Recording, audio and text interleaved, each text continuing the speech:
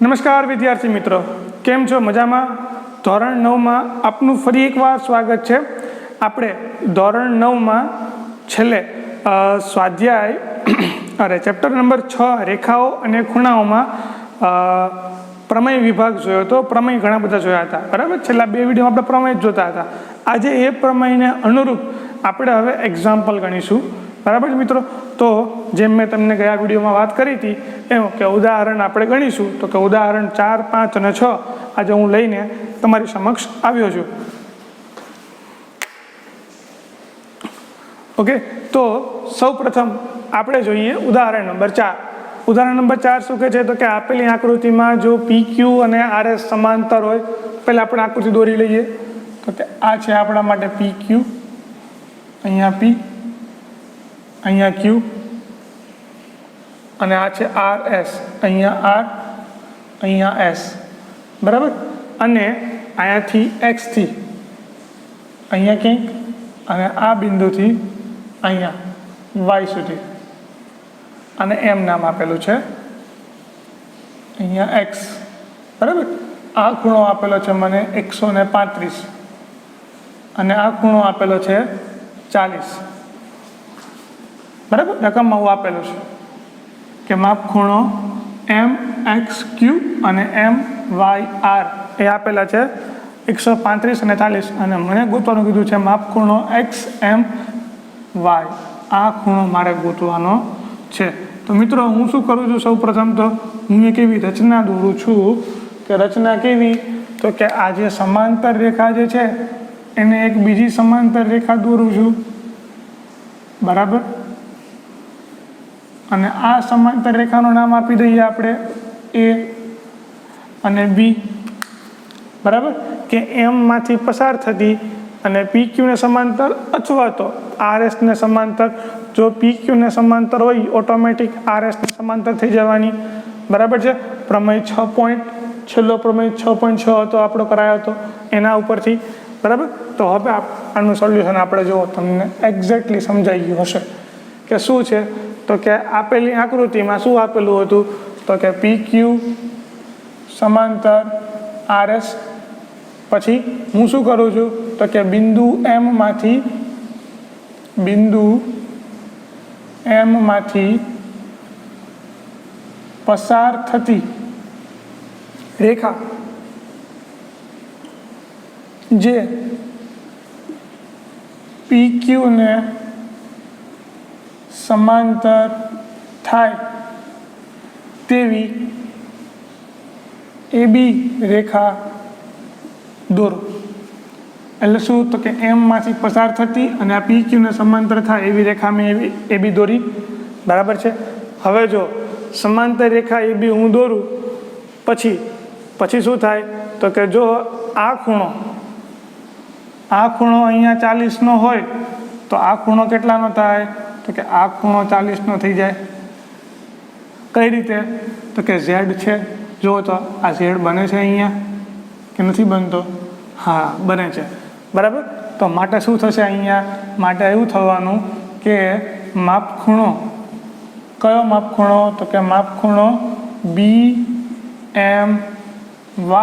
બરાબર માપ ખૂણો MYR બરાબર 40. શું કામ? કારણ કે આ કેવા છે? તો કે આ યુગ્મ કોણ છે, અંતઃ યુગ્મ કોણ, બરાબર. એના પછી BMY કેવા થયા? અંતઃ યુગ્મ કોણ. પછી હું શું કરું છું? તો કે અહીંયા ઉપર સમાંતર રેખા થવાની, બરાબર. તો કે ઉપર સમાંતર રેખા થાય છે. કઈ રીતે સમાંતર થાય છે? તો કે મેં સમાંતર દોરેલી જ છે B રેખા. તો એ કેવા થાય? તો કે આ એક તરફના અંતઃકોણો થાય, આ છેદિકા XM એના એક તરફના અંતઃકોણો જુઓ તો કે શું આપેલું છે? તો કે PQ સમાંતર AB તથા તેની છેદિકા કઈ છે? તો કે XM છે. માટે એક તરફના અંતઃકોણનો સરવાળો કેટલો થાય? 180, એટલે કે QXM વત્તા માપ ખૂણો QXM વત્તા અથવા તો MXQ, ગમે તે ચાલે, આપણે MXQ લખીએ, એમ એક્સ ક્યુ વત્તા માપ ખૂણો એક્સ એમ બી બરાબર 180 થાય. શું કામ? કારણ કે આપણો પ્રમેય કેટલામાં હતો તો કે 6.4 ઉપરથી, બરાબર. અને આ મને આપેલો છે, કેટલો આપેલો છે? 135. આ મારે ગોતવો છે. કેમ ગોતવો છે એ હું તમને કહું પછી. અને આ બરાબર 180. તો માપ ખૂણો એક્સ એમ બી બરાબર કેટલા થાય? તો કે 180માંથી 135 જાય તો કેટલા વધે?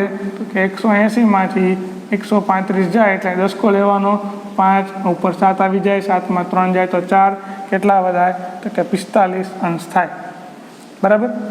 મારે શું કામ ગોતવું પડ્યું હવે એ તમને સમજાવું. તો જો મેં છે ને અહીંથી 2 ભાગ કરી નાખ્યા એટલે આસન કોણ બની ગયો? આ 40 મેં આના આધારે ગોઈતો, આ 135ને આધારે આ મને કેટલો મળ્યો?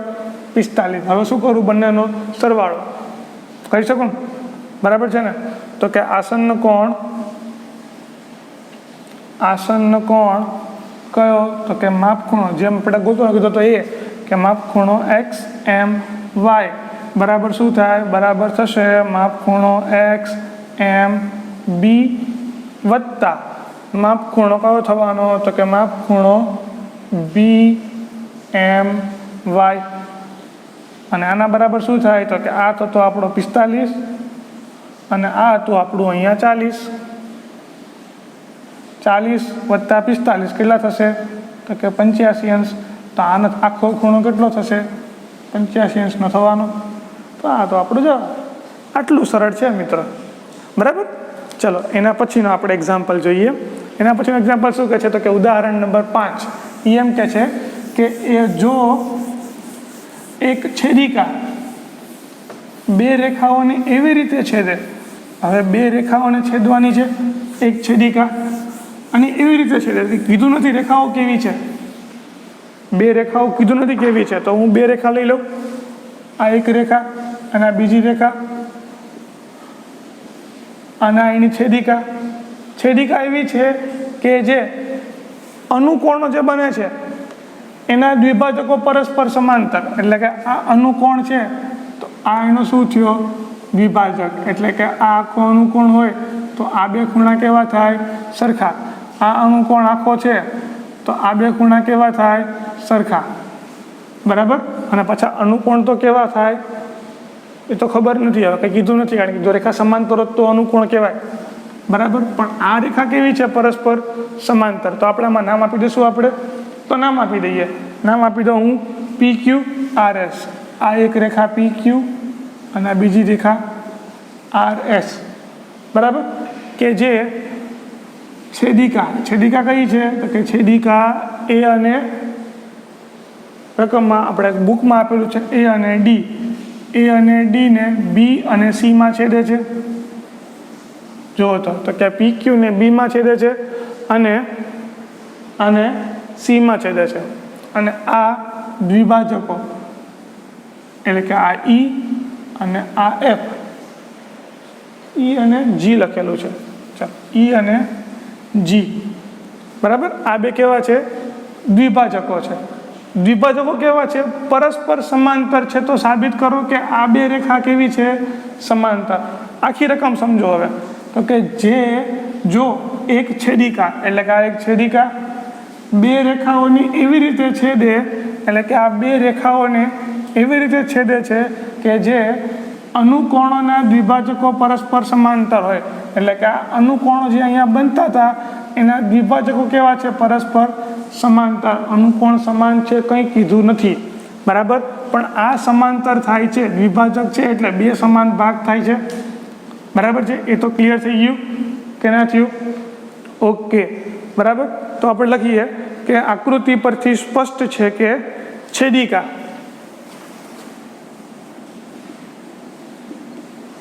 આકૃતિ પરથી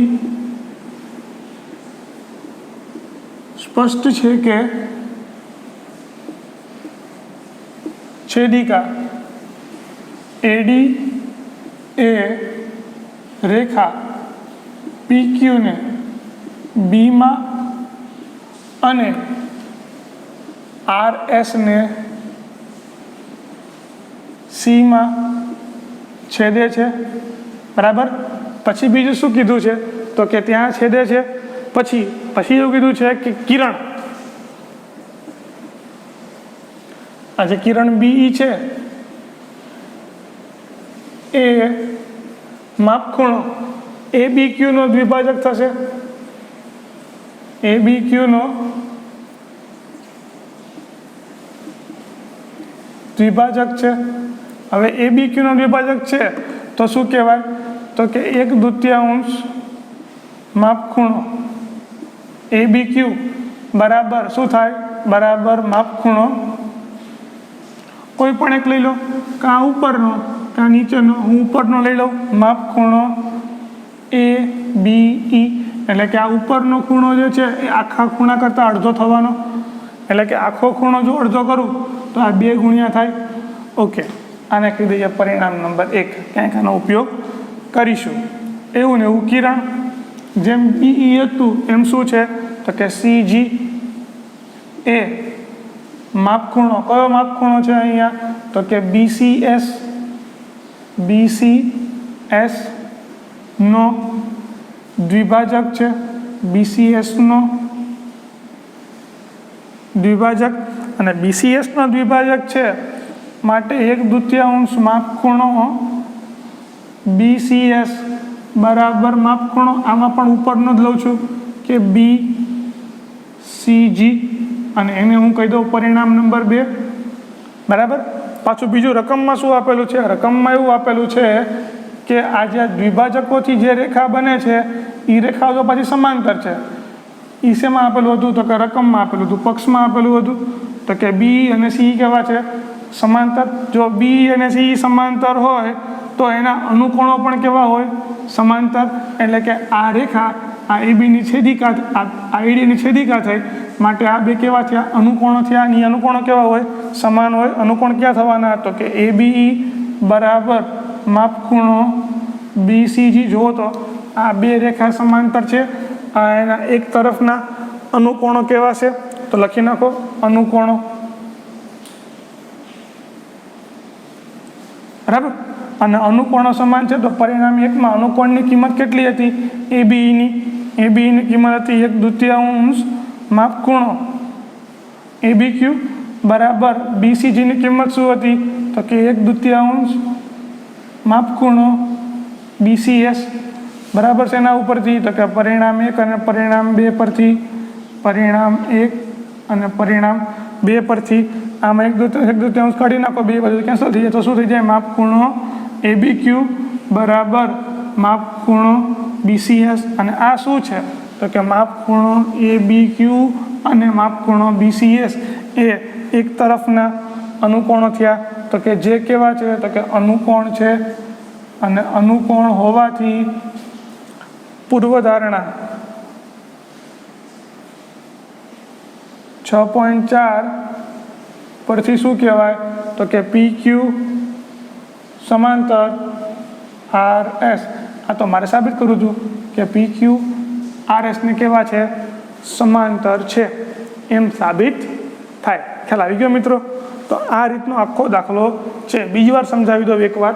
શું કીધું છે તો કે જો એક છેદિકા બે રેખાઓને એવી રીતે છેદે કે એના જે અનુકોણ જે છે એના દ્વિભાજકો, એટલે અનુકોણ અહીંયા હોય, એના દ્વિભાજકો પરસ્પર સમાંતર હોય તો તે બે રેખાઓ પણ સમાંતર કહેવાય.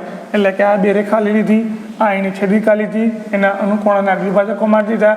દ્વિભાજકો હોય એટલે કે એક આખો ખૂણો અડધો કરું તો અંદર નાનો ખૂણો મળી જાય, એવું ને એવું બંને માટે લખ્યું. અને આ દ્વિભાજકોની રેખા કેવી હોય, સમાંતર હતી. એ સમાંતર રેખા હતી તો સમાંતર રેખા ઉપરથી અનુકોણો સમાન હોય, અને અનુકોણો સમાન થયા તો આ આખા અનુકોણો આ કિંમત પાછી મૂકવાથી અડધી એ 1/2 કેન્સલ, એટલે એબી ક્યુ અને બીસીએસ, અને બીસીએસ થશે માટે પૂર્વધારણા 6.4 ઉપરથી પી ક્યુ અને આરએસ કેવા થશે, સમાંતર થશે. ખ્યાલ આવી ગયો મિત્રો? તો આ રીતના એક્ઝામ્પલ ઘણીવાર અઘરા કરવા માટે પૂછાઈ જાય, બરાબર. એના પછીનો ઉદાહરણ નંબર 6. ઉદાહરણ નંબર 6 શું કહે છે તો કે આપેલી આકૃતિમાં એબી અને સીડી સમાંતર છે, સીડી અને ઈએફ સમાંતર છે, બરાબર છે. પછી ઈ એ બી ને લંબ છે. પહેલાં આપણે આકૃતિ દોરીએ. આ એ બી રેખા, આ સીડી રેખા,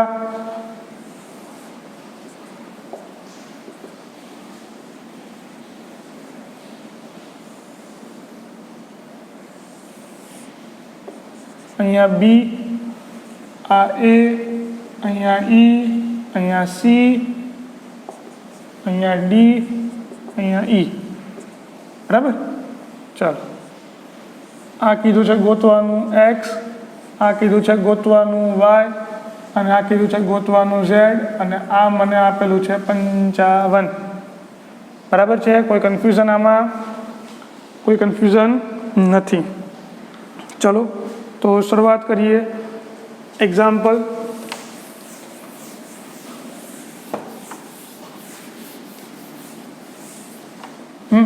આમ જોવા જઈએ આપણે તો આ બે રેખા સમાંતર કહેવાય. હા, સમાંતર રેખા તો છે જ. તો આ સમાંતર રેખા છે તો આખી એની છેદિકા કહેવાય. હા, છેદિકા છે તો આ અનુકોણ, આ બે એક્સ અને વાય અનુકોણ કહેવાય. તો એક્સ અને વાય સરખા હોય એટલે મારે ખાલી વાય ગોતી લેવાનો, તો એક્સ ઓટોમેટિક મને મળી જાય. એટલે ચલો એક ઓછું થઈ ગયું ગોતવાનું. હવે વાય કેવી રીતે ગોતશું? તો કે વાય ગોતવા માટે થોડુંક મહેનત તો કરવી પડશે કંઈક. બરાબર. ઓકે, ચલો મને આઈડિયા આવી ગયો છે કેવી રીતે આપણે ગોતશું એ.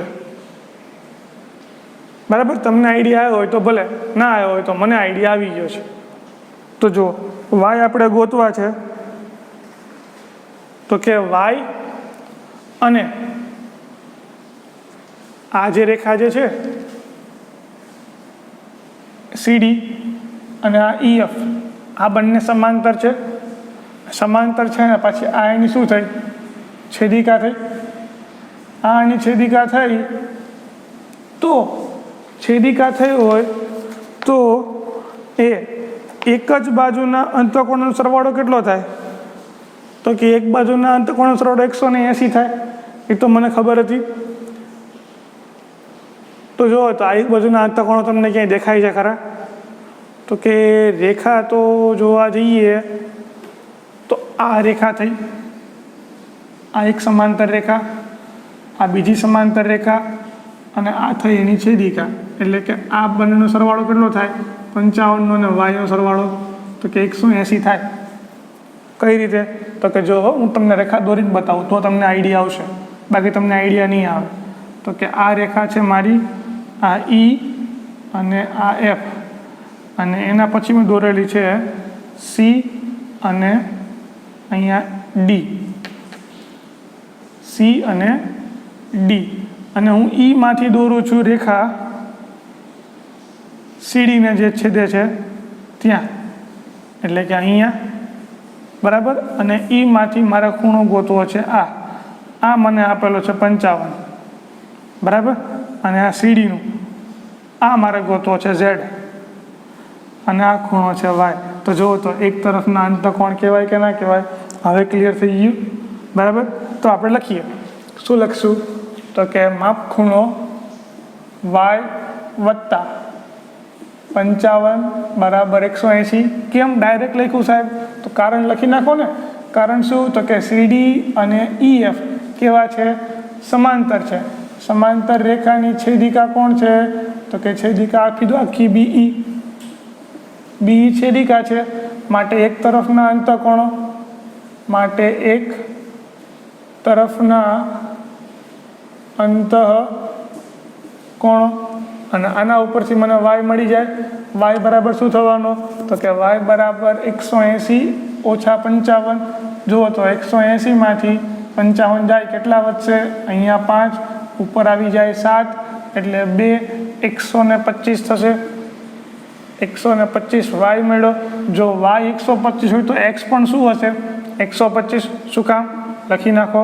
તો કે માપ ખૂણો x બરાબર માપ ખૂણો y બરાબર 125 અંશ. કેમ 125? એનું કારણ લખીએ. કારણ કે એ પણ કેવા છે? એ પણ અનુકોણ બને છે. જુઓ તો અનુકોણો છે.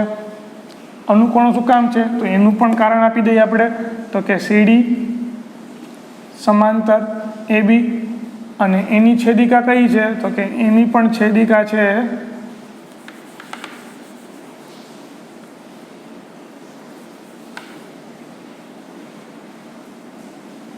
એ જ રેખા છેદિકા B છે માટે અનુકોણો રચે છે અને અનુકોણો કેવા હોય સરખા એટલે y પણ મને કેટલો મળ્યો 125 અને x પણ કેટલો મળી ગયો 125 બરાબર હવે મારે શું ગોતવાનું તો કે હવે મારે ગોતવાનું છે આ z હવે z ગોતવા માટે હું શું કરીશ કોઈ આઈડિયા ખરો તમારા મગજમાં z મને કેવી રીતે મળશે તો કે હા એક મને ખબર છે કઈ ખબર છે મને તો કે આ આખો આસન કોણ થયો આસન કોણ શું થાય તો કે z વત્તા 55 અને માપકોણ કયો તો કે આ c અથવા તો a થી લો તોય ભલે c થી લો તો પણ ભલે મને આ ખબર છે આ કેટલો અંશ આપેલો છે તો કે 90 અંશ છે કેમ તો કે આપેલું છે પરસ્પર e અને ab કેવા છે લંબ બરાબર છે તો કે આ 90 અંશ અને બીજું આ ab અને આ ce કેવા છે સમાંતર છે તો મને એ તો ખબર જ છે તો કે ab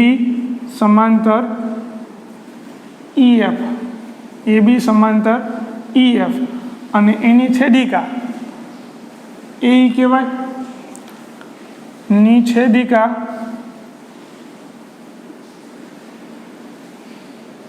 એ છે હવે જો છેદિકા એ હોય તો અહીંયા માપખૂણો થશે BAE જુઓ તો આ BAE અને આ A વત્તા માપખૂણો AEF બરાબર 180 કહેવાય એક તરફના અંતકોણ જુઓ તો આ બે સમાંતર રેખા દોરું અહીંયા હું